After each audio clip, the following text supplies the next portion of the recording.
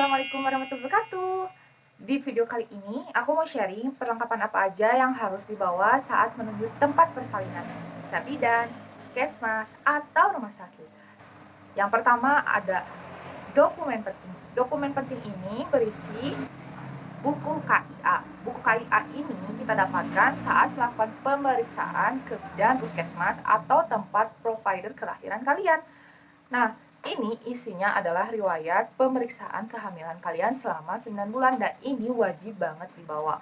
Kalau misalnya yang belum punya, silakan kalian datang ke puskesmas untuk meminta buku ini. Tapi aku yakin sih semua ibu hamil pasti punya buku ini.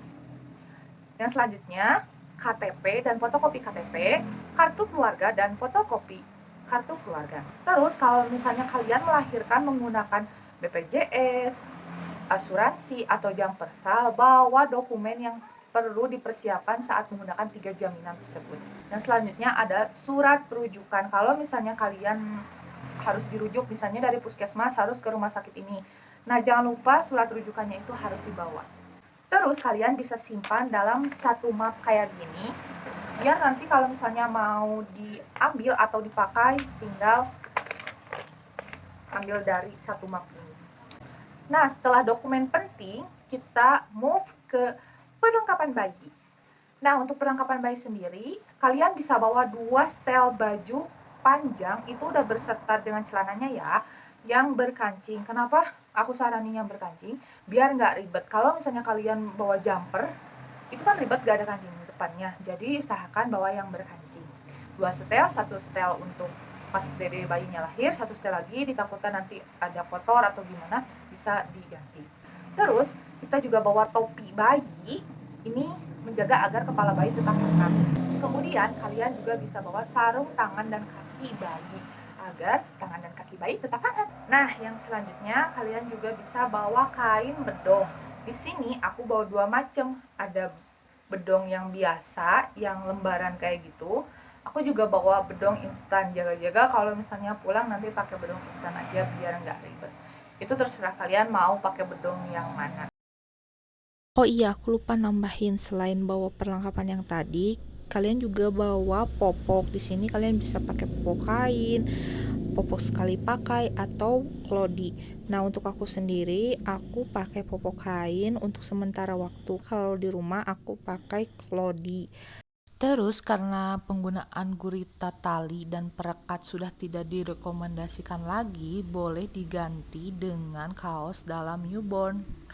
Nah, selanjutnya bawa juga selimut bayi. Aku saranin bawa selimut bayi yang ada topinya yang bisa menutup kepalanya biar nanti pas kita pulang bayinya nggak kena angin jalan. Antisipasi kalau misalnya nanti pas hari pertama ASI kita produksinya udah banyak, biar nggak tembus ke baju, kalian bisa bawa breast pad. Breast pad ada 2 macam, ada yang bisa dicuci ulang kayak gini, ada juga yang sekali pakai kayak pembalut. Nah, untuk bantal ini opsional, kalian mau bawa bantal atau enggak itu terserah. Cuman aku sendiri nggak bawa, pas kelahiran Hodijah pun aku nggak pakai bantal. Terus kalian bisa bawa juga tisu basah dan tisu kering. Ini bisa digunakan kalau misalnya ada yang perlu dielap. Terus kalian juga kalau misalnya mau bawa gendongan silakan. Tapi aku sendiri pas waktu lahiran Hodijah nggak langsung bisa gendong bayi. Pas pulang aku pangku aja. Aku pulang pakai roda 4. Jadi di pangku pun udah aman. Nah, terus kalau misalnya kalian yang punya pompa ASI silakan dibawa. Yang nggak ada, nanti kalau misalnya produksi ASI kita udah banyak, terus bayinya belum bisa nyusu banyak, kalian bisa memerahnya dengan tangan. Untuk caranya kalian bisa lihat tutorialnya di YouTube. Terus terkadang ada provider kelahiran yang tidak menyediakan alat mandi. Jadi aku saranin kalian bawa alat mandi bayi. Isinya ada anduk, ada waslap, ada sabun bayi dan sampo, minyak telon, hair lotion. Pokoknya sesuaikan dengan kebutuhan kalian. Nah, selanjutnya kita beralih ke perlengkapan ibu. Nah, yang pertama yang harus dibawa adalah baju menyusui yang ada akses untuk menyusui, bisa kancing atau yang bukaan samping. Aku saranin sih kayak kaos gitu atau kemeja. Jangan yang long dress atau yang jangan ribet-ribet karena nanti kan kita masih ada pemeriksaan untuk bagian bawah. Jadi aku saranin pakai atasan dan bawa kain jarik yang sarung itu loh. Kalau di Sunda itu disebutnya samping sarung. Kalian bisa pakai itu atau pakai rok. Nah, yang selanjutnya adalah daleman. Berisi BH dan celana dalam. Untuk BH, aku saranin untuk pakai BH yang ada akses menyusunya, yang bukaan kayak gitu. Jangan pakai BH yang ada kawatnya karena itu nggak nyaman banget. Terus yang selanjutnya jangan lupa juga kalian harus bawa pembalut. Ini kalian bebas mau pakai pembalut nipas, mau pakai pembalut yang buat malam, karena di awal kelahiran atau setelah lahiran darah nipas itu masih banyak banget, kayak bentuk gumpalan-gumpalan kayak gitu. Jadi harus banyak bawa pembalut nipas untuk ganti.